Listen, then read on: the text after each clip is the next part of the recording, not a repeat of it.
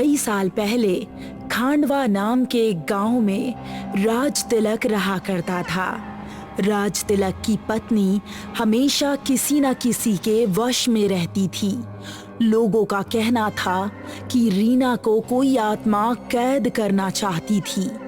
रीना अचानक रात को देर से उठकर खुद को आईने में देखकर हमेशा एक ही बात दोहराने लगती थी। मैं सबसे प्यार करती हूँ, लेकिन मुझसे कोई प्यार नहीं करता, और अब मैं भी सबसे नफरत करूंगी। सुनिए जी, मैंने आपसे कितनी बार कहा है आप गीला टॉवेल बिस्तर पर मत रखा कीजिए, लेकिन आप मेरी बात बिल्कुल नहीं सुनते। ओफो, तंग आ गई हूँ मैं इस घर से। ओह हाँ, मेरा ध्यान ही नहीं था। अगली बार मैं इस चीज का ध्यान रखूंगा, लापरवाही नहीं करूंगा। राज तिलक ने इतना कहा ही था, रीना ने एक भयानक रूप लेकर राज तिलक की गर्दन पकड़ी और अपने तलवार जैसे नाखून उसके छाती में गाड़ दिए और अपने हाथों की उंगलियां उसके आंखों में डाल के उसकी आंखों की पुतलियां निकाल दी। मेरी आंखें! अब से आप गीला टॉवेल बिस्तर पर कभी नहीं रखेंगे। रीना अपने भूतिया रूप में ही अपने घर से बाहर निकल गई और सुनसान रास्ते पर चलने लगी, मानो वो किसी के वश में हो। उस वक्त रोहित और मानव, जो चोरी करने के लिए रात को निकले थे, वो रीना को एक अबला नारी समझकर उसे छेड़ने लगे।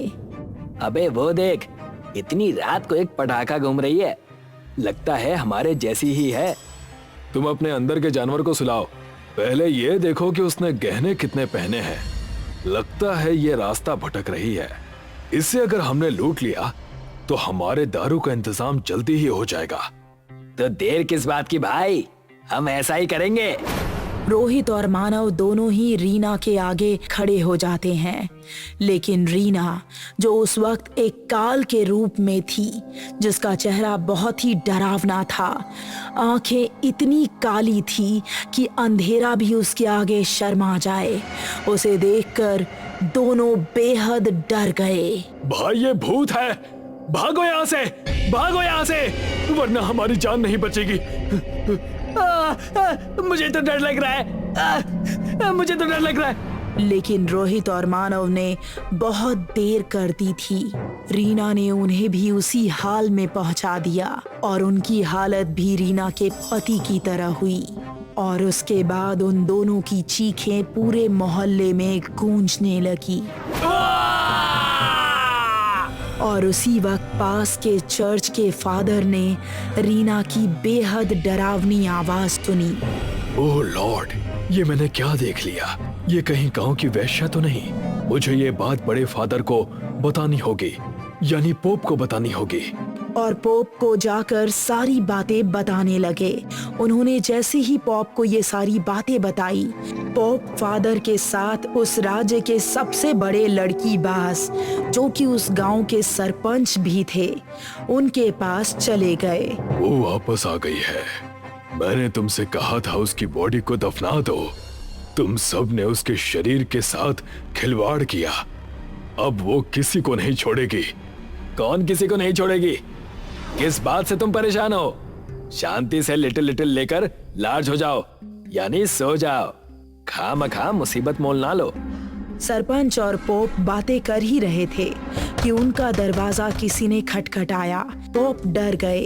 रुक जाओ, मैं जाकर देखता हूँ कि ये कौन है, आखिर पता तो चले।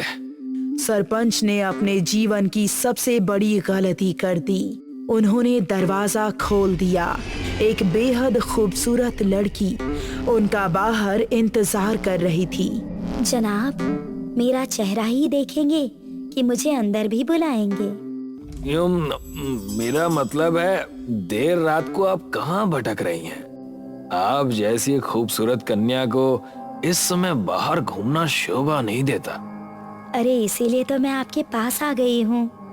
मैंने सुना है कि आप अबला बेसहारा औरतों की बहुत मदद करते हैं।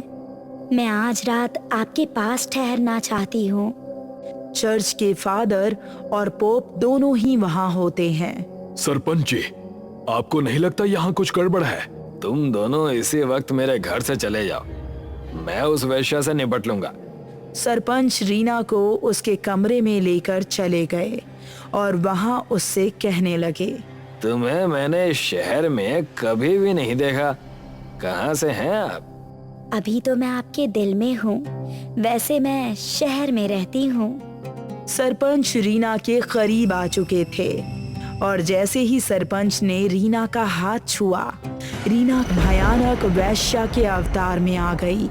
उस भूतिया वैश्या के पूरे शरीर में टैटू गुंदे हुए थे। आंखों की पुतलियां एकदम ऐसी थी जैसे अंदर खून भरा हो और अंत में उस वैश्या ने सरपंच का सिर धड़ से अलग कर दिया। ये बात पूरे गांव में फैल गई थी। पुलिस और चर्च के फादर सभी हैरान थे। ये सब आखिर इस गांव में हो क्या रहा है? पोप, आप मुझे कुछ बताएंगे क्या? इतने सारे खून हर जगह कैसे हो रहे हैं? रीना का पति मर गया, रीना पता नहीं कहाँ है, सरपंच की भी मौत बहुत बुरी हुई। ये तो बेटा होना ही था। लगता है तुम्हें पता नहीं, इन सब हत्याओं के पीछे इस गांव की सबसे पुरानी वेश्या है, जिसके साथ इन गांव वालों ने बदसलूकी की थी। मेरी प्यारी बच्चियां, तुम दोनों अपना ख्याल रखना, मैं शहर से कुछ दिनों में आ जाऊंगी। माँ जी, आप फिक्र मत कीजिए, हम दोनों जुड़वा बहनों को कुछ नहीं होगा। अपनी बच्चियों को छोड़कर वो कुछ दिनों के लिए शहर चली गई। कुछ ही दिनों में उन दोनों जुड़वा बच्चियों की लाश एक पुराने खंडर के पास मिली। तब से लेकर अब तक वो वैश्या हर उस लड़के को मारा करती है जो लड़कियों के दिलों से खेलता है। सरपंच का भी यही हश्र हुआ। इस चीज का कोई उपाय, मतलब कोई उपाय तो जरूर होगा ना? उस वैश्या की आत्मा रीना के शरीर में है। रीना को हमें चर्च लाना होगा और उसे यहीं से मुक्त करना होगा। हवलदार अपनी गाड़ी में बैठकर रीना को ढूंढने अकेले ही चला गया।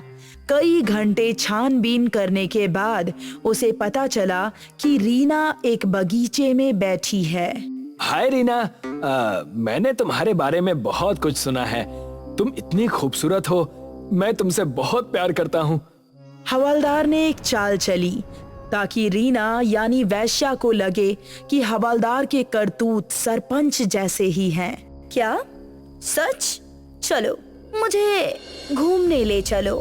उस हवलदार ने मौके का फायदा उठाया और उस चर्च में रीना को ले आया, जहां फादर और पॉप दोनों पहले से ही इंतजार कर रहे थे।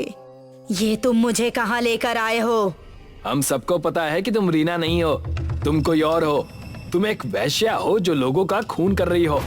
उसके पास से दूर हो जाओ, वो तुम्हें चोट पहुंचा सकती है। पॉप को देखते ही रीना अपने असली अवतार में यानी कि वैश्या के अवतार में आ गई।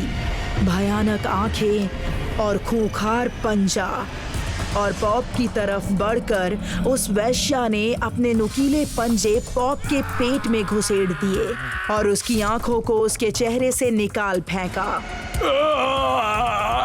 सब कुछ इतनी तेजी से हुआ कि हवलदार और फादर को कुछ समझ ही नहीं आया। फादर ने अपने पास रखा हुआ होली वाटर वैश्या पर फेंका। वैश्या को उससे भी कुछ असर नहीं हुआ था। ये कोई चर्च का पॉप नहीं था, ये एक ढोंगी था। इसी ने मेरी दोनों बेटियों को वैश्या बनाया था और अपनी असलियत छुपाने के लिए चर्च में छिपा बैठा था। इतना कहते ही वैश्या रीना के शरीर से चली गई। हवलदार और फादर के होश उड़ चुके थे। रीना को अस्पताल में भर्ती करवाया गया। जब भी कहीं पर भी किसी भी लड़की पर अत्याचार होता तो रीना की आंखें एकदम से लाल हो जाती। हमारी दुनिया में कुछ ऐसी घटनाएं होती हैं जिन्हें हम चाहकर भी समझ नहीं पाते। उनकी जड़ तक पहुंचना हमारे मानवीय दिमाग के परे होता है। ये कहानी जो एक सत्य कथा पर आधारित है, एक ऐसी ही कहानी है। सुमित ने बड़ी मेहनत के बाद एक नए शहर में अपना करियर शुरू किया था। वो जवान था और बहुत अक्लमंद और होनहार। उसके हुनर और काबिलियत की वजह से वो रोज एक नई मंजिल तय करता। वाह, क्या प्रेजेंटेशन दिया है तुमने सुमित। क्लाइंट्स को तुमने खुश कर दिया। इस महीने तुम्हारी तरक्की पक्की। अब तुम्हें मैनेजर बनने से कोई रोक नहीं सकता।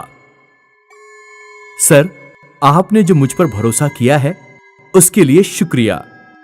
भरोसा काबिलियत पर ही किया जाता है। तो बताओ, नया घर कैसा लगा? बढ़िया है सर, सब आपकी कृपा है। सुमित ने इस नए शहर में एक नया घर खरीद लिया था। वहां एक नौकर प्रकाश उसके साथ रहता था और घर की देखभाल करता था। आ गए साहब, खाना लगा दिया है। शुक्रिया प्रकाश, खाना खाकर सीधे सो ही जाऊंगा। बहुत थक गया हूं मैं।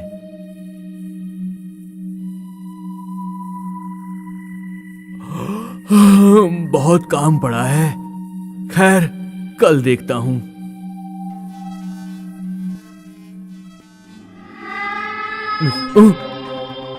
कौन है? अजीब है, बस वहम ही होगा। चलो सो जाता हूं। अरे साहेब, अब तक सो रहे हैं? अरे साहेब, उठ जाइए। साहेब, आपके ऑफिस जाने का टाइम हो गया है। साहेब,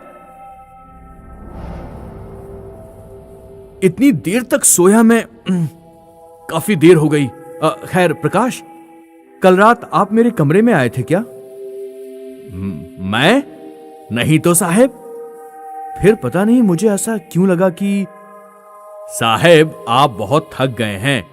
आपके जितना काम कोई नहीं करता। सेहत के लिए इतना काम करना ठीक नहीं होता। आज रात आप जल्दी आकर सो जाइएगा साहेब। क्या देख रहे हो प्रकाश? ये देखिए साहेब, ये बाल आपके कमरे में कैसे आया? ये तो कोई औरत का बाल है। मगर क्या आपके साथ कोई औरत थी यहां? नहीं तो प्रकाश, ये कैसे हो सकता है? तुम्हें इस महीने का कोटा पूरा करना है। तुम समझ गए सुमित? जी सर, बिल्कुल।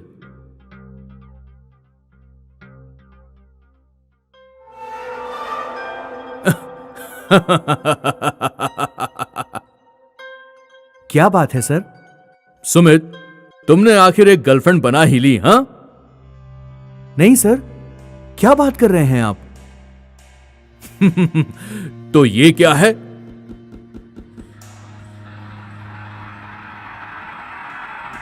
ये सर, पहले भी मुझे नहीं पता सर। खैर, कोई बात नहीं सुमित, तुम जवान हो, ये सब तो चलता ही रहता है। हाँ?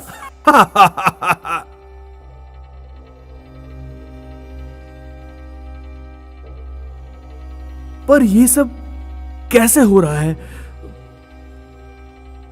आज काफी देर हो गई, जल्दी जल्दी खाना खा लेता हूं।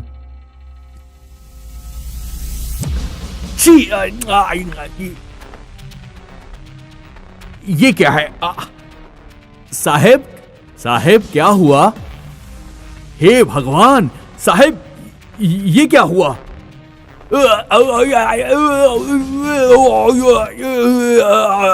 अरे ये बाल, पर ये बाल कैसे आए? ये बाल, ये किसके बाल हैं? ये हर जगह क्यों हैं? साहेब, संभालिए अपने आप को साहेब। साहेब,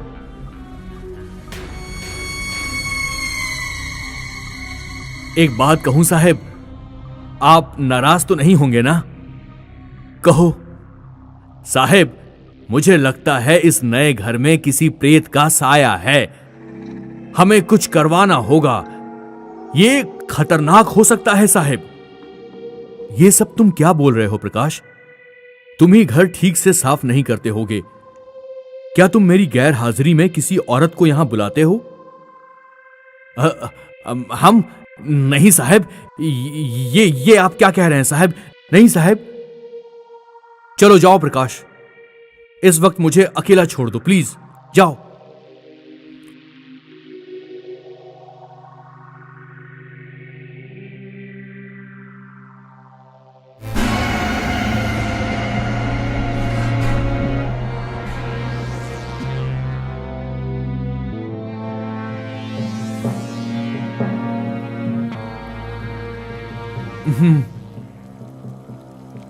फिर से देर हो गई। ये क्या?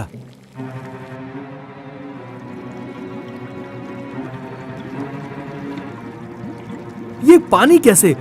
ओ नो, गटर भर गया है। यहां कुछ है।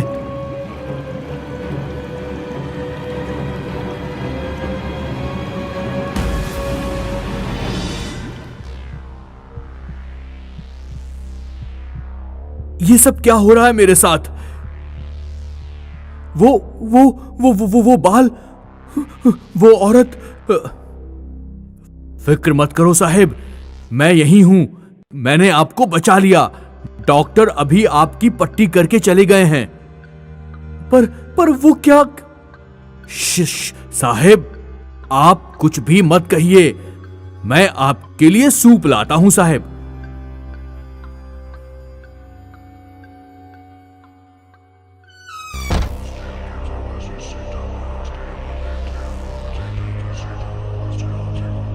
प्रकाश, प्रकाश, प्रकाश! नहीं, नहीं, नहीं, ये क्या है? तुम कौन हो? कौन हो तुम? कौन हो तुम? मुझे नहीं पहचाना सुमित?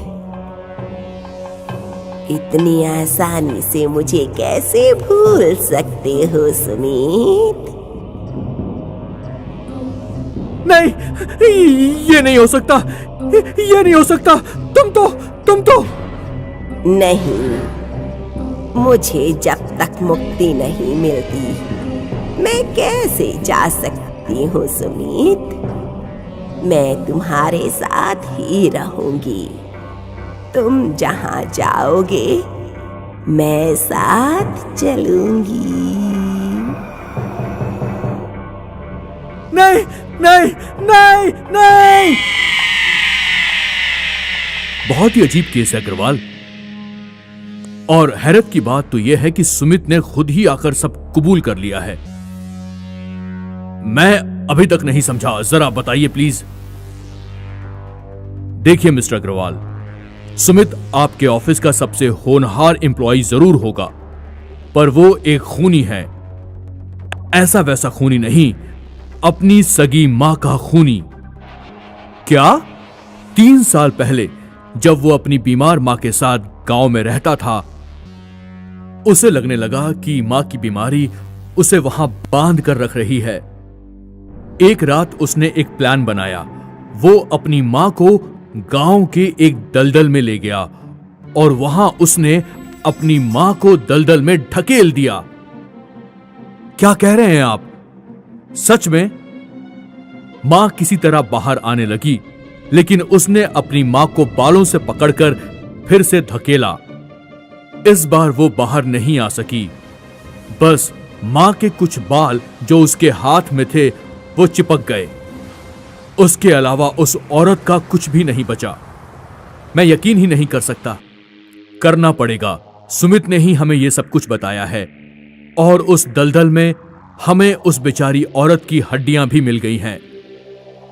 पर कुदरत का कानून भी देखिए। मां ने किसी तरह से अपने बेटे से अपना जुर्म कबूल करवा ही लिया।